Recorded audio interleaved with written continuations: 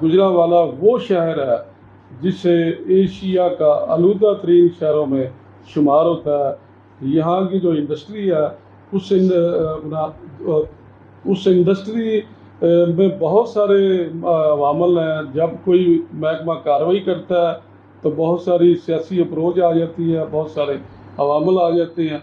उस्मान साहब ने अभी हालिया दिनों में अपना चार्ज लिया और काफ़ी ज़्यादा फाल नज़र आ रहे हैं। आप माहौल को साफ़ सुथरा रखने के हवाले से और जो क्वालिटी इंडेक्स है उसको बेहतर करने की कोशिश कर रहे हैं। आज हम इनसे बातचीत करेंगे। उस्मान साहब आपका शुक्रिया। बहुत शुक्रिया। ये बताइए कि आपने एक हालिया दिनों में काफ़ी ज़्यादा फैक्ट्रियाँ जो हैं सील की हैं जो आलूदगी का बायस बन रही थी, इस हवाले से क्या कहना चाहेंगे? अच्छा, इस तरह है कि मानना जो चीफ मिनिस्टर हैं उनका एक विजन है कि जो पूरा पंजाब है उसे साफ़ सुथरा बनाना है। उसके अंडर हमारे सीनियर मिनिस्टर साहब मरियम औरंगज़ेब और हमारे डायरेक्टर जनरल इमरान हामिद शेख का एक बड़ी स्ट्रिक्ट स्टांस है कि हमने ना सिर्फ गुजरांवाला बल्कि पूरे पंजाब को हमने क्लीन एंड ग्रीन बनाना है। इसी विजन को लेते हुए हमने गुजरांवाला में भी फोकस किया हुआ है। हमें यहाँ पे जो धुआं देने वाली फैक्ट्री हैं उन्हें सबको नोटिस से पहले हमने इशू किए। उसके बाद हमने जहाँ पे वायलेशन हमें फर्दर नज़र आई हम उसके लिए सीलिंग की एक्टिविटी भी कर रहे हैं। जहाँ हमें नज़र आता है बटा जहाज ज़िगज़ैग नहीं है, हम वहाँ डिमोलिशिंग एक्टिविटी भी कर रहे हैं। तो ये हमारा एक कोऑर्डिनेटेड एफर्ट है विद डिस्ट्रिक्ट एडमिनिस्ट्रेशन, जिसमें हमारे डीसी साहब नवीद साहब भी शामिल हैं, हमारे एसी सिटी, एसी सदर कामों की और बकाया जो एसी साहिबान हैं उनके साथ भी मुस्तकिल कोऑर्डिनेशन रहती है। इसमें GWMC हमें इक्विपमेंट वगैरह प्रोवाइड कर रही है, डिमोलिशिंग इक्विपमेंट वगैरह प्रोवाइड कर रही है। हमारी दिन रात की टीमें बनी हुई हैं, वो मुख्तलिफ़ जगह पे विज़िट्स करती हैं। दिन की अलहदा टीम है, रात की अलहदा टीम है। इसके अलावा सब सुबह 6 बजे अपना एक विज़िट का स्टार्ट करते हैं और वहाँ से हमें वो भी जहाँ जहाँ हमें आग की शिकायत या धुएँ की शिकायत नज़र आती है वो हमारे से शेयर करते हैं, हम उसके ऊपर फौरी तौर पे एक्शन करते हैं। इसके अलावा सेक्रेटरी RTA जो हैं वो हमारी डिप्टी डायरेक्टर लैब के साथ मुस्तकिल कोऑर्डिनेशन में हैं और ट्रैफिक चलाने की एक्टिविटी में मसरूफ़ हैं। इसके अलावा स्टम्बल बर्निंग एक मेजर इशू है जिसमें हमारी deputy director lab focal person है और वो डिप्टी डायरेक्टर एग्रीकल्चर के साथ अपनी कार्रवाइयों में मसरूफ़ हैं।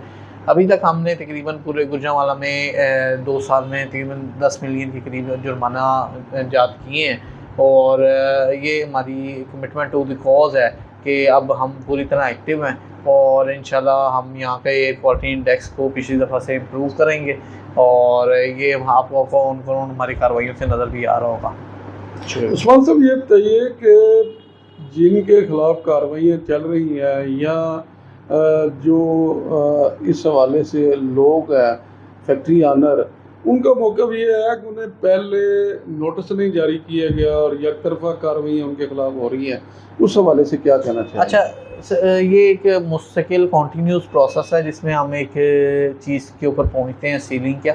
आल्दो हमारे इस टाइम तो क्लियर कट हाई कोर्ट की लाहौर हाई कोर्ट की इंस्ट्रक्शंस हैं कि हम उनके स्मोक्ड रूल्स भी जो 2023 के हैं वो हमें बताते हैं कि इमीडिएटली आप जुर्माना उससे सीलिंग और अगर बहुत ज़्यादा मसला ख़राब है तो डिमोलिशिंग तक जा सकते हैं। तो ये आम वहाँ जो फैक्ट्री ओनर्स हैं उनकी ये प्ली बिल्कुल एक तो लीगली ठीक नहीं है, दूसरा इनको मुतअद्दिद दफ़ा सिर्फ एक दफ़ा नहीं मुतअद्दिद दफ़ा नोटिस जारी बगाहे कर दिए गए हैं जिनमें हर एक की जो ख़ास तौर पर फैक्ट्री साहिबान हैं उनकी फ़ाइलें हमारे पास मौजूद हैं जिन्हें पिछले कुछ अरसे में भी नोटिस किए गए। इससे पहले पिछले साल भी नोटिस किए गए, उससे पिछले साल भी नोटिस किए गए। तो ये हर साल एक की फ़ाइल हमारे पास मौजूद है जिसमें हम इन्हें एक नहीं मुतअद्दिद दफ़ा नोटिस इशू कर चुके हैं, लेकिन क्योंकि वो अपनी एक काविश का उससे बात जो ना आए फिर उसके लिए हमारे पास इस सीज़न में इसके अलावा हल नहीं होता कि उस काम को बंद कर दिया जाए।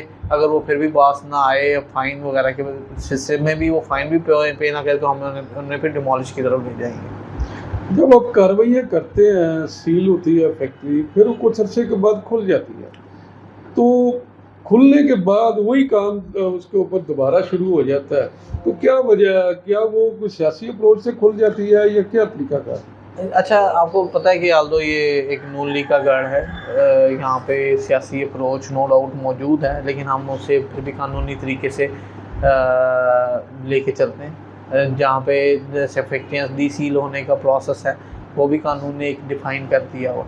अब जो बंदा सील होने के बाद उस कानूनी प्रोसेस को की तरफ जाता है, मिसाल के तौर पे वो किसी अदालत से खुल जाता है या हमारे कानूनी प्रोसेस को पूरा करता है, तो वो ऑलरेडी कैबिनेट ने अप्रूव किया हुआ है तरीका का, तो उसके लिए हम बाउंड हैं उस चीज़ को फिर फॉलो करने के। जैसा हमें रूल्स बताते हैं कि आप इस तरह सील कर सकते हैं, इसी तरह रूल्स डी सीलिंग का भी एक प्रोसेस करते हैं। अब जब डी सीलिंग का उसने प्रोसेस पूरा किया, फ़ाइन पे किया, उसने कमिटमेंट दी कि मैं इसके ऊपर सिस्टम लगाऊंगा, सिस्टम उसने लगाना शुरू किया, उसके कुछ प्रूफ दिए, तो अदालत ये अदालती कार्रवाई है, हमारा ट्रिब्यूनल फिर उनसे रिलीफ दे देता है। उस रिलीफ पे अगर हम वो कहें कि फैक्ट्री खुल गई है, उसने काम शुरू कर दिया, तो डेफिनेटली ये कानूनी प्रोसेस है, कानून को हमें फॉलो करना पड़ता है। चैम्बर की मौजूदा रजीम अभी नहीं आई है, ज़ाहिर है ये जो आप कार्रवाई कर रहे हैं चैम्बर के ऊपर प्रेशर आता है, तो चैम्बर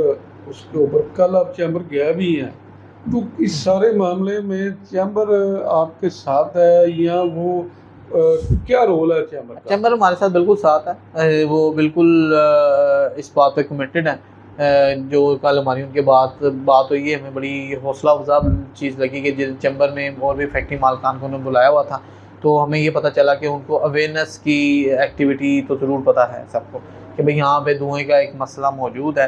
ये हर एक को पता है, हर एक को पता है। ये इसमें हमारी, हम इसको अपनी कामयाबी गिनते हैं कि भाई सबको अवेयरनेस वाला स्टेप, जो पहला स्टेप होता है किसी के लिए, वो हमें बिल्कुल क्लियर हो गया कि सबको इसका मसले का पता है कि यहाँ पे मसला है और इसको हल करना है। तो सेकंड स्टेप होता है फिर उसको इंतबाही नोटिस, और थर्ड स्टेप एक्शन का होता है।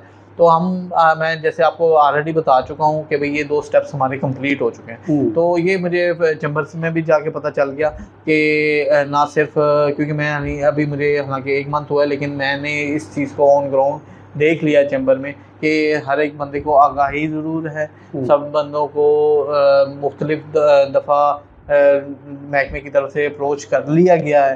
तो अब नेक्स्ट स्टेप लेने की बारी आ गई। यही हमारी चैम्बर में भी बात हुई कि ख़ासतौर पे ओपन बर्निंग वाले जो बंदे हैं उनके लिए वो कहते हैं कि हम बिल्कुल उनके साथ नहीं हैं, जो चीज़ों को, तारों को आग लगाते हैं, आप उनके खिलाफ़ जो भी एक्शन लेना चाहें आप ले सकते हैं। तो इसलिए हमारी बड़ी इंकरेजिंग सी वो सिटिंग रही है कि जिसमें वो महकमे के साथ खड़े होने की ही बात करते हैं।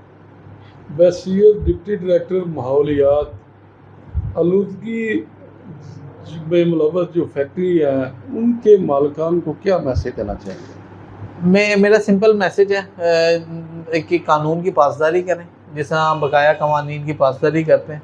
हम महकमा माहौलियात आपके कारोबार बंद करके बिल्कुल भी खुश नहीं है। हम चाहते हैं कि इस मुल्क की तरक्की में आपका जो किरदार है वो अदा करते रहें, लेकिन अपनी एक जो हलाल की कमाई है, हलाल के प्रोसेस में आप किसी को बीमार करें तो उसमें अपनी कमाई को आलूदा ना करें, क्योंकि ना सिर्फ इससे लोग बीमार हो रहे हैं, आपके अपने बच्चे, आपकी खुद को इसमें धुआंधारी में आप इसको बीमार, आपने यहीं रहना है, इसी माशरे में रहना है, इसी सोसाइटी में रहना है। तो अपनी जो इसी कमाई को अपनी दवाइयों पे ना लगाएं, अपने डॉक्टरों के पास ना लाएं, इसको अपने सिस्टम को इम्प्रूव करने में लगाएं। ऊपर सिस्टम टेक्नोलॉजी मौजूद है, अपनी धुआंधारी को कंट्रोल करें और जो है कानून का साथ दें, हुकूमत का साथ दें।